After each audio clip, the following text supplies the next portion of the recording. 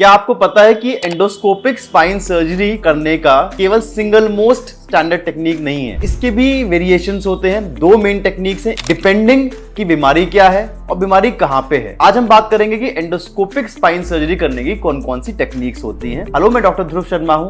मैं एक spine orthopaedic surgeon हूं और स्पाइन सर्जरी में मेरी training all India institute of medical sciences AIIMS नई दिल्ली से हुई है। ये सब जानते हैं कि एंडोस्कोपिक स्पाइन सर्जरी करने का अच्छा तरीका है। गोल जैसे ओपन सर्जरी का होता है डिकम्प्रेस करना, नसों को खोल देना, वही होता है, लेकिन मिनिमल इंसिजन से, मिनिमल ब्लड लॉस से, मिनिमल मसल डैमेज से, ताकि रिकवरी, मोबिलिटी, फ्लेक्सिबिलिटी स्पाइन की अच्छी रहे, स्पाइन की मूवमेंट्स अच्छी रहें। लेकिन एंडोस्कोपिक स्पाइन सर्जरी एक single most standard technique follow नहीं करती है। ये एक बहुत ही अल्ट्रा साइंटिफिक टेक्निक है जो कंसिडर करती है बहुत सारे फैक्टर्स, जिसके हिसाब से हम टेक्निक को डिसाइड करते हैं। स्टैंडर्ड बोलो तो दो टेक्निक्स होती हैं, एक होती है इंटरलैमिनर टेक्निक, एक होती है ट्रांसफोरामिनल टेक्निक। लेकिन हम टेक्निक कौन सी यूज कर रहे हैं वो डिपेंड करता है कि डिस्क या फिर कोई भी दबाव कहां पे है, और उसी के हिसाब से बहुत सारी चीजें चेंज हो जाती हैं। सबसे पहले बात करते हैं इंटरलैमिनर टेक्निक क्या होती है। जैसे कि ये वर्ड दिखा रहा है इंटरलैमिनर, मतलब दो लैमिना के बीच से होके स्पाइन को अप्रोच करना। दो लैमिना कैसे?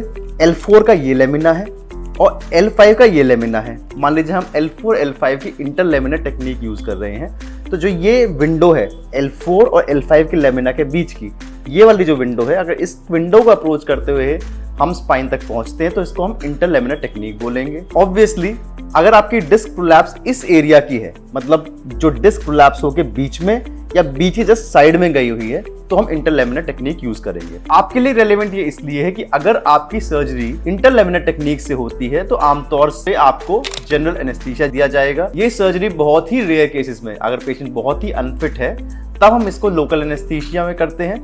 और अगर जरूरत पड़ती है और पेशेंट स्पाइनल एनेस्थीसिया के लिए फिट है, जनरल एनेस्थीसिया के लिए फिट नहीं है, तो स्पाइनल में भी इसको की जा सकती है।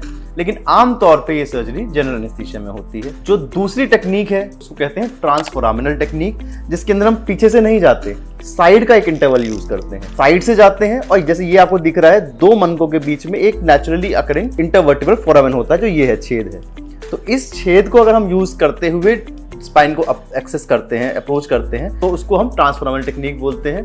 ट्रांसफोरामिनल टेक्निक हम जनरली फोरामिनल डिस्क बल्ज या फिर extra foraminal disc bulge, foraminal disc prolapse या extra foraminal disc prolapse, foraminal stenosis या एक्स्ट्रा फोरामिनल स्टेनोसिस, इस कंडीशंस में हम ट्रांसफोरामिनल टेक्निक यूज करते हैं। ये आपके लिए रेलेवेंट क्यों है? क्योंकि ट्रांसफोरामिनल टेक्निक्स जनरली लोकल एनेस्थीसिया में की जाती हैं। तो अगर आपके परसीव्ड बेनिफिट्स क्या क्या हैं किसी भी एंडोस्कोपिक स्पाइन सर्जरी से, तो उसकी बात करूं तो आपको सेम बेनिफिट्स होंगे। मतलब आपका दर्द जाएगा, आपका इंसिजन छोटा रहेगा, ब्लड लॉस कम रहेगा और कम हॉस्पिटल स्टे रहेगा। सारे जो एंडोस्कोपिक स्पाइन सर्जरी के बेनिफिट्स हैं वो दोनों टेक्निक्स में देखने को मिलेंगे आपको।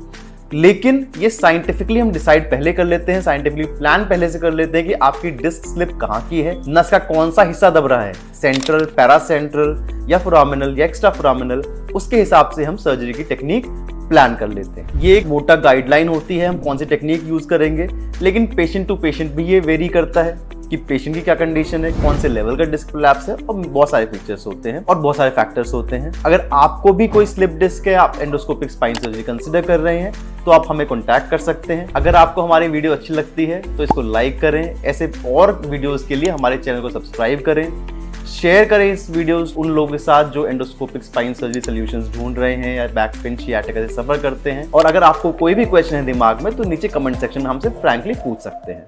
Thank you so much.